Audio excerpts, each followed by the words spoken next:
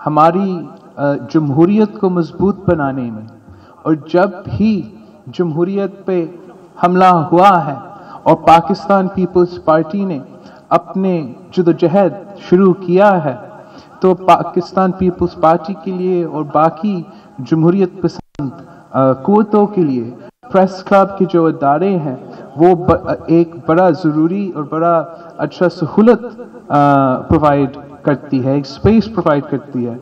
आप सोचें कि अगर कराची प्रेस क्लब नहीं होता, अगर प्रेस क्लब नहीं होते तो फिर एमआरडी का मूवमेंट का क्या होता, अगर प्रेस क्लब्स नहीं होते तो फिर एआरडी का मूवमेंट का क्या बनता, अगर प्रेस क्लब्स नहीं होते तो फिर शायद आज इस मुल्क में जमहूरियत नहीं होता। तो इसलिए मैं समझता हूँ कि बहुत ज़रूरी है कि हम प्रेस क्लब्स को एक अदारा समझ के उनको मजबूत बनाएं।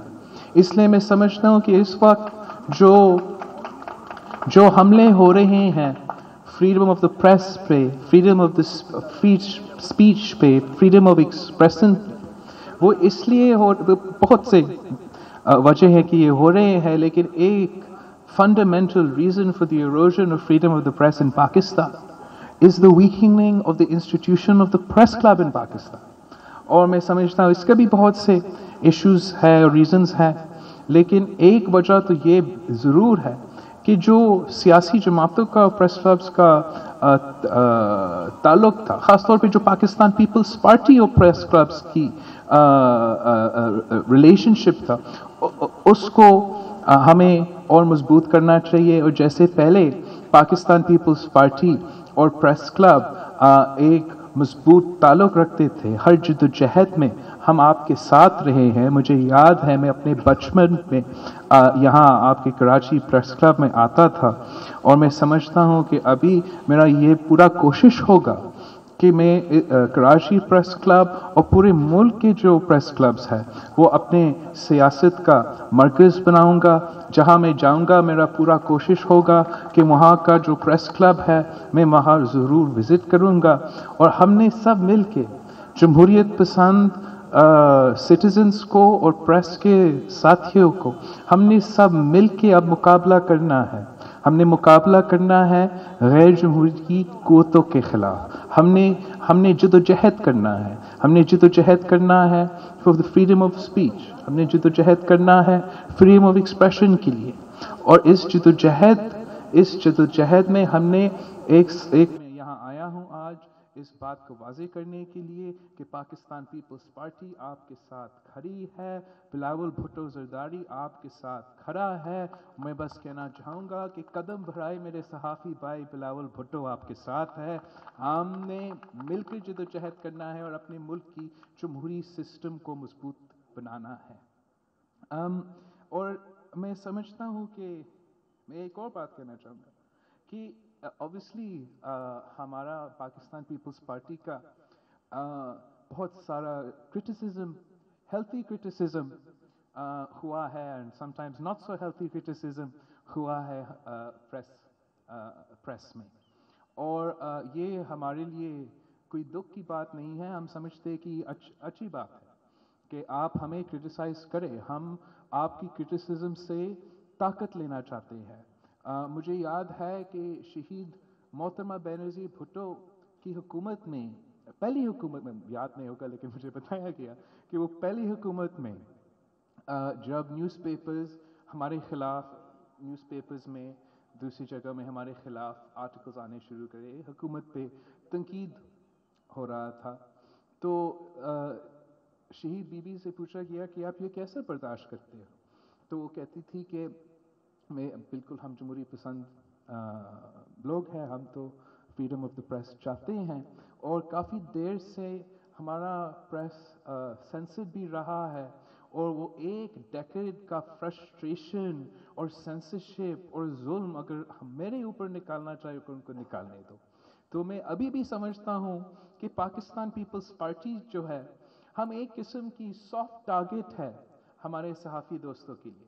अब जानते हैं कि पाकिस्तान पीपल्स पार्टी कोई रिएक्शन नहीं देंगे, कोई दूसरे हथकंडे जो बाकी जमातें या कुव्वतें इस्तेमाल करते हैं हम वो नहीं करेंगे, तो इसलिए हम शायद थोड़ा सा सॉफ्ट टारगेट है। मगर मैं ये भी नहीं रिक्वेस्ट करूँगा कि हमें कोई फ़ायदा दे, मगर आप हमें मीडिया में पब्लिकली भी क्रिटिसाइज़ करें, और एक तरफ हमें आपस में मिल बैठना चाहिए। आप हमारे साथ बैठकर भी बात करें, आप हमारे हुकूमत से, चीफ मिनिस्टर से, वज़ीरों से बैठकर बात करें। हम मिल के सोचें कि हम कैसे हमारा गवर्नेंस को, हमारा डिलीवरी को, हमारा ट्रांसपेरेंसी को हम कैसे इम्प्रूव कर सकते हैं। इसलिए अगर हम परफॉर्म करते हैं, अगर एक सिविलियन हुकूमत परफॉर्म करती है, तो ये जमहूरियत के लिए अच्छी होगा, और अगर ये हम सब के लिए अच्छा होगा। तो मैं ये भी एक रिक्वेस्ट करूँगा कि आप तनकीद ज़रूर करें, लेकिन हम आपस में भी बैठे और कुछ सॉल्यूशंस, कुछ रास्ता निकालने की कोशिश करें, और फिर आप हमें उस पर चेक करें कि हम उस पर इम्प्लीमेंट कर रहे हैं या नहीं। जहाँ तक फ्रीडम ऑफ द प्रेस और फ्रीडम ऑफ एक्सप्रेशन की बात है, मैंने जिक्र तो किया है कि हमने मिलकर जद्दोजहद करना है। तो एक इसका सियासी कंपोनेंट है। मेरा पूरा कोशिश है जहाँ मैं कर सकता हूँ, चाहे वो पार्लियामान में हो या जब मैं प्रेस से बात करता हूँ, मैं या जलसे से खिताब करता हूँ, इस इशू को उठाने का। लेकिन इसके बावजूद अभी हमें लड़ना पड़ेगा। हमें अपने अदालती लीगल फोरम्स को इस्तेमाल करना पड़ेगा। हमें अपने पार्लिमानी फोरम्स को इस्तेमाल करना पड़ेगा। मैं चाहूँगा कि बहुत नेशनल असेंबली में भी और प्रोविंशियल सतह पे कि हम फ्रीडम ऑफ द प्रेस के लिए और प्रोटेक्शन ऑफ जर्नलिज्म के लिए एक कानून पास करें, और हमारा कोशिश होगा कि हम नेशनल लेवल पे ये पास करें, और लेकिन हम प्रोविंशियल लेवल पे ज़रूर पास करेंगे। और अगर कराची प्रेस क्लब ऑफिशियली हमारा इंफॉर्मेशन डिपार्टमेंट और लॉ मिनिस्टर्स के साथ बैठ के इस पर बात कर सकते हैं, तो आई थिंक ये एक पॉजिटिव, ताकि हम आपको वो कानूनी तहफ़्फ़ुज़ दें, और आपको जो हम सहूलत फराहम कर सकते हैं हम वो दें, ताकि हम फ्रीडम ऑफ द प्रेस को प्रोटेक्ट कर सकते हैं।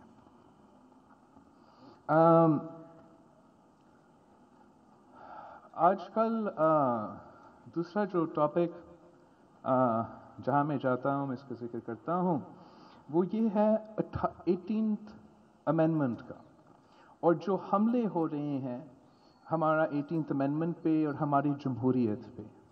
और मैं थोड़ा सा समझाना चाह रहा हूँ कि ये मेरे लिए और इस मुल्क के लिए क्यों इतना ख़तरनाक what a dangerous thought it is कि ये हमारा जो 18th अमेंडमेंट है, जो इतना मुश्किल जद्दोजहद के बाद हमने पास किया है, क्योंकि इस पे हमले होते हैं।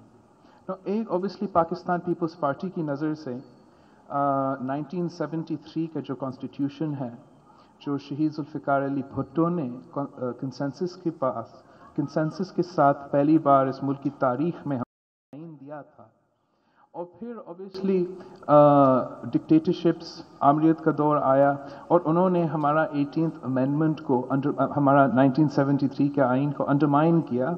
काले कानून डाले उसमें जो गैर जमहूरी थे, जो आपके फ्रीडम्स को अंडरमाइन करते थे, आपके इंसानी हकूक़ को, आपके जमहूरी हकूक़ को अंडरमाइन करते थे।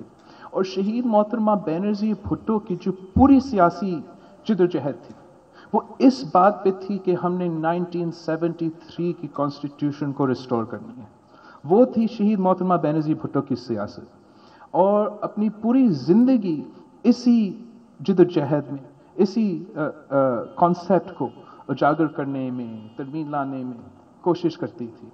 और हमने 2008 के हुकूमत में कंसेंसस के साथ सारे सियासी जमातों के साथ मिलके जब 18th अमेंडमेंट पास किया, तो ये ना सिर्फ हमारे मुल्क के लिए एक तारीखी मौका था कि सिविलियन पावर्स, सिविलियन पार्टीज एक मिल बैठ के आपस में नहीं लड़ रहे हैं, एक दूसरे को गाली नहीं दे रहे हैं, मगर मिल के इस मुल्क के मसाइल के हल निकाल के कानून साजी कर रहे थे।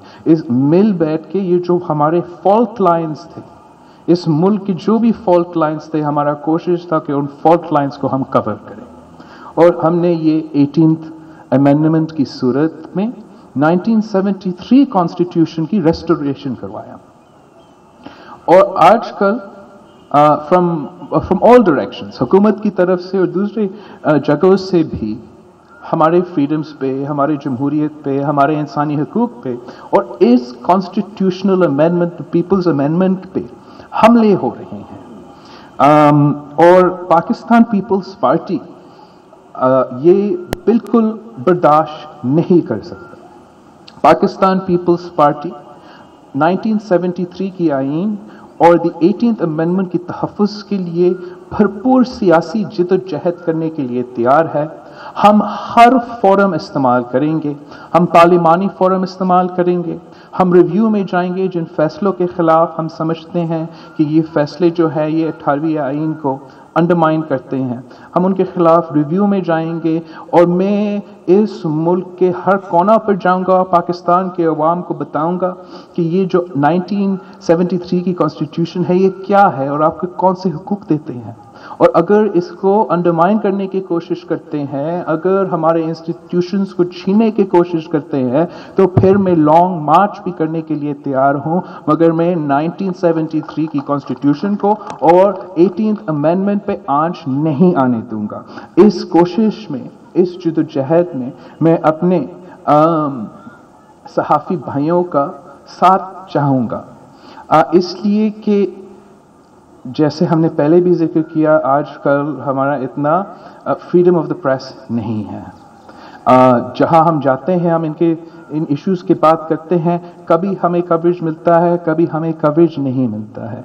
लेकिन आप जानते हो, आप सब जानते हो कि ये कानून जो है ये कितना इम्पोर्टेंट है और इसको हमें अवाम तक पहुंचना, इस मैसेज को अवाम तक पहुंचना, इसमें आपका एक बड़ा किरदार हो सकता है। आप बड़ा मदद कर सकते हैं। आप अपने आर्टिकल्स में, अपने टीवी शोज़ में, अगर हम आम आदमी को समझा सकते हैं कि उनको कैसे फ़ायदा होता है, उनको कैसे बेहतर सेहत की सहूलियात मिलते हैं अगर 18वीं आईन को इम्प्लीमेंट किया जाए, उनको कैसे बेहतर एजुकेशन का सहूलत मिल सकते हैं अगर 18th अमेंडमेंट की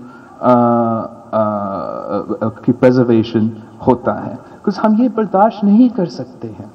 हम कैसे बर्दाश्त करें कि हमारे जो सेहत के इंस्टीट्यूशंस हैं, जिसको हमने अपना मेहनत से, अपना वसाइल से, अपना खर्चा से इंटरनेशनल इदारे बने हैं। आज जो NICVD कराची में है वो साउथ एशिया का सबसे बड़ा दिल का हॉस्पिटल है और सबसे ज़्यादा वहाँ हार्ट सर्जरीज होते हैं और 100% मुफ्त है। जब ये इदारा वफाकी हुकूमत के पास था, तब ये इदारा चंदा पे चलता था, डोनेशंस लेते थे और वो चार्ज करते थे ट्रीटमेंट के लिए। और हार्ट का जो ट्रीटमेंट है ये एक सबसे महंगा तरीन ट्रीटमेंट होता है। पाकिस्तान में हर साल 23,000 people die as a result of heart related illnesses. So ना सिर्फ हमने एक इशू को आइडेंटिफाई किया, मगर हमने अपना मेहनत से, अपना पैसा से उसको इदारा बनाया। और ये आप क्या मैसेज भेज रही हो कि आप हमसे छीनेंगे? हम ये बर्दाश्त नहीं कर सकते हैं। अब जाके JMPC का वो हमारा जो हॉस्पिटल है, वहाँ जो फैसिलिटीज़ हमने दिए हैं, of the top of my head, ये जो हमने पेशेंट एज फाउंडेशंस के साथ मिलकर साइबर नाइफ टेक्नोलॉजी के थ्रू मुफ्त कैंसर का इलाज दिलवा रहे हैं। And it's not just any form of cancer treatment, ये जो इस साइबर नाइफ टेक्नोलॉजी से ट्रीटमेंट होता है, ये पूरा दुनिया में तकरीबन 200 मशीन्स हैं। और पाकिस्तान का the only machine that there is in Pakistan is here in Sindh and it's in Karachi। और अभी हमने ये दूसरा का भी बंदोबस्त किया है। और ये जो हर ट्रीटमेंट है इसका close to $60,000 for each procedure, और हमने इसको बिल्कुल मुफ्त करार दे दिया है। हमने और इन्वेस्टमेंट दिया है ताकि हम दूसरा मशीन भी ले सकते हैं। हमने ये कमिटमेंट किया है कि जो donations patient aid foundations raise करते हैं हम उनको मैच करेंगे सिंध हुकूमत का पैसा के साथ, ताकि हम इसको फाल कर सकते हैं। हमारा कोशिश ये था कि दूसरा फेज में हम पूरा सिंध में कैंसर की रिसर्च सेंटर्स बनाएं जो इस इदारा के साथ लिंक्ड हो, ताकि हम इस मर्ज का भी एक पूरा सिस्टम बनाएं अपना सूबा में। लेकिन अगर आप हमें अपने इदारों से ये बैक डोर इस्तेमाल करके जीने की कोशिश करेंगे, हम ये बिल्कुल बर्दाश्त नहीं कर सकते। और जैसे मैंने कहा है, हम रिव्यू में भी जाएंगे, हम कोर्ट्स में भी जाएंगे, हम पार्लियामान में भी जाएंगे, और मैं तो सड़कों पे भी आऊँगा, मगर हम 18th अमेंडमेंट पे हमले बर्दाश्त नहीं कर सकते हैं।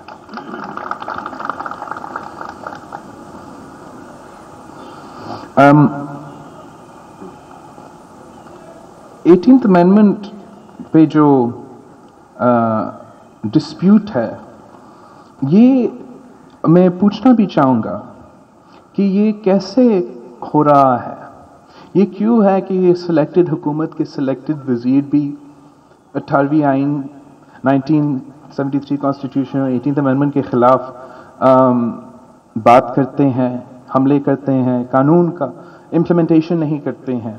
फिर हमारे कोर्ट्स की तरफ से भी अजीब फैसले आ रहे हैं, रैशनल, आई मीन इतने, ये कभी शायद नहीं हुआ है तारीख में कि आपका जो शॉर्ट ऑर्डर है एंड आपका जो डिटेल्ड ऑर्डर है वो कंप्लीटली कॉन्ट्रडिक्टिंग हो। रिसेंटली एक पुलिस केस में जो शॉर्ट ऑर्डर पास हुआ था वो कानून के मुताबिक था, आपके कॉन्स्टिट्यूशन के मुताबिक था कि लॉ एंड ऑर्डर एक प्रोविंशियल सब्जेक्ट है। जो लॉन्ग ऑर्डर आया है, मैंने सुना है वहाँ उन्होंने कहा नहीं, ये तो कंकरेंट, ये फेडरल लिस्ट में जाएगा और ये वफाक इस पे लेजिस्लेट करेगा। How can they explain this contradiction? ये रैशनली आप इसका एक्सप्लेनेशन कैसे देते हो?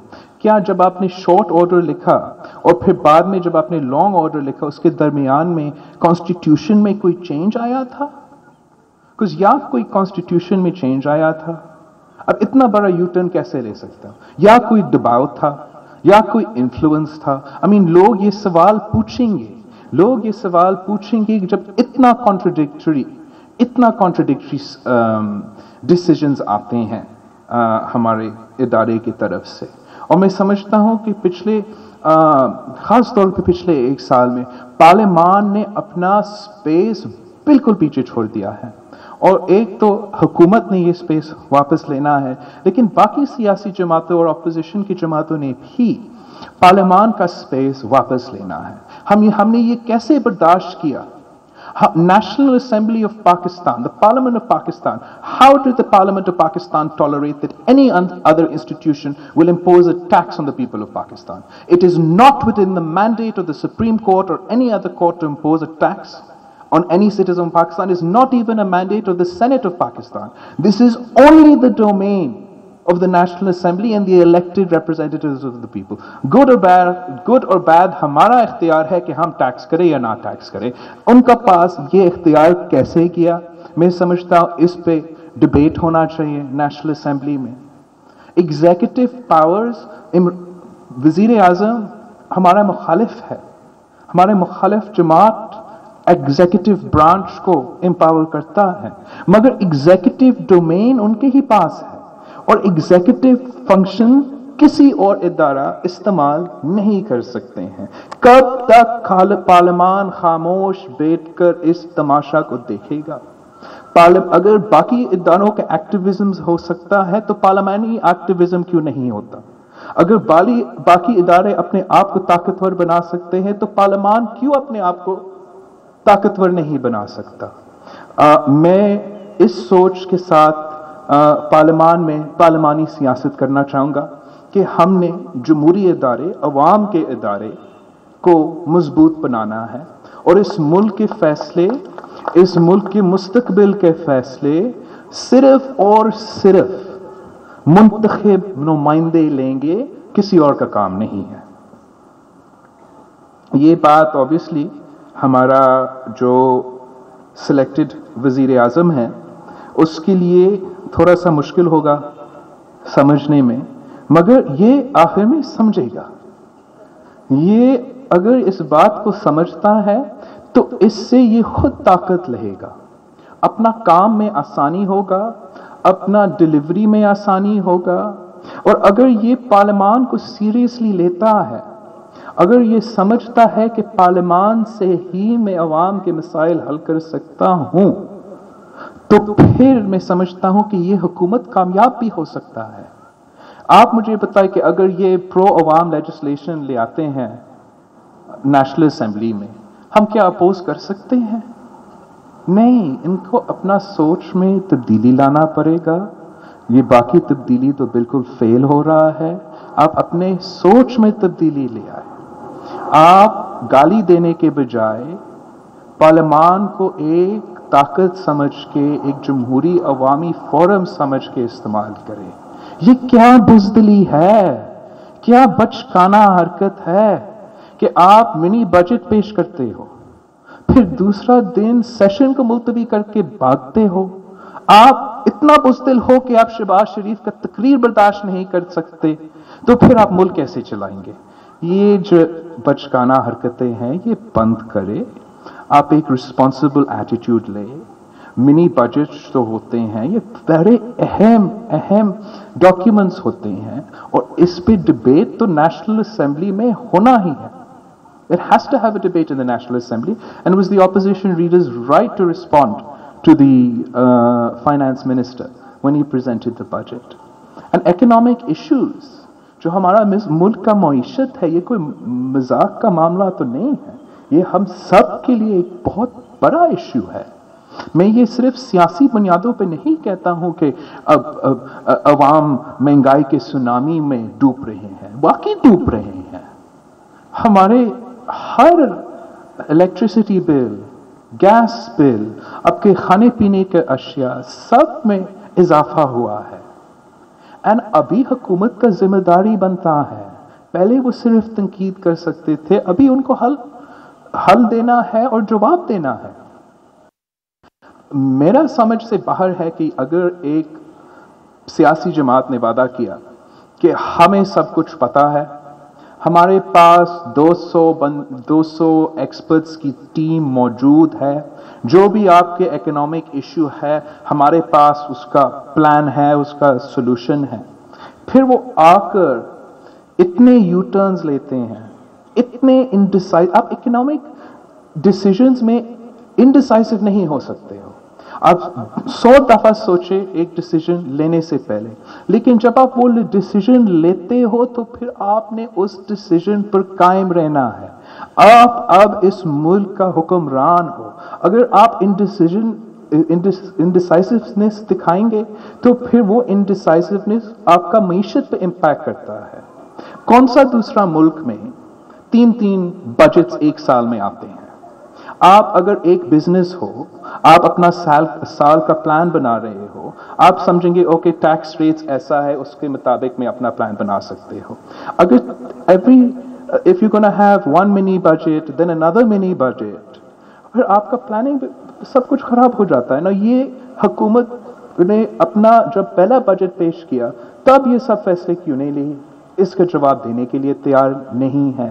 تو ہمارا معیشت بہت برے حال میں ہے اس وقت. یہ حکومت آیا تھا کہ ہم 1 کروڑ نوکریاں اور 50 لاکھ گھر بنائیں گے. یہ صرف روزگار چھین رہے ہیں اور چھتیں توڑ رہے ہیں. ان کا کوئی معاشی پلان نہیں ہے. جب میں اپنے یہ جو آخری منی بجٹ آیا اس کو دیکھتا ہوں تو بالکل حیران ہوتا ہوں، اس لیے کہ خان کی پورا جو کیمپین تھا نیا پاکستان کی، ان کا پورا سلوگن یہ 2 نہیں، ایک پاکستان، انہوں نے پاکستان کی غریب عوام کو اپنے فوکس میں ڈالا تھا اور وعدہ کیا تھا کہ اگر ہم ریلیف دیں گے غریب کو لیف دیں گے، اگر ہم کام کریں گے ہم غریب کا کام کریں گے. لیکن آپ یہ بجٹ دیکھیں کہ منی بجٹ جو ہے امیروں کا بجٹ ہے، غریبوں کا نہیں. سبسڈیز اگر چھیننی ہے، ریلیف اگر چھیننا ہے تو غریبوں سے چھیننا ہے. حج پہ سبسڈی ہم نے ختم کرنا ہے، غریبوں کا سبسڈی ہم نے ختم کرنا ہے، مگر امیروں کے لیے ہم نے ریلیف پہنچانا ہے. آنٹی علیمہ ایمنسٹی اسکیم موجود ہے اس منی بجٹ میں. ترین کے لیے فائدہ ہے اس بجٹ میں. فرٹیلائزر سیکٹر کے لیے تو obviously فائدہ ہے اس نیا بجٹ میں. ٹیکس چوری کرنے والے اور ٹیکس نہ فائل کرنے والے کے لیے تو फ़ायदा है इस बजट में, लेकिन आप मुझे बताएं किसान का कहाँ रिलीफ है, मजदूर के लिए कहाँ रिलीफ है, इस मुल्क के नौजवान के लिए कहाँ रिलीफ है, बेरोजगार पेंशनर्स के लिए, बुजुर्ग पेंशनर्स के लिए कहाँ रिलीफ है? कुछ भी नहीं। आप ये जो कॉर्पोरेटिस्ट एलिटिस्ट एटीट्यूड अपने मईशी पॉलिसी में, मुआशी पॉलिसी में नहीं ले सकते हैं।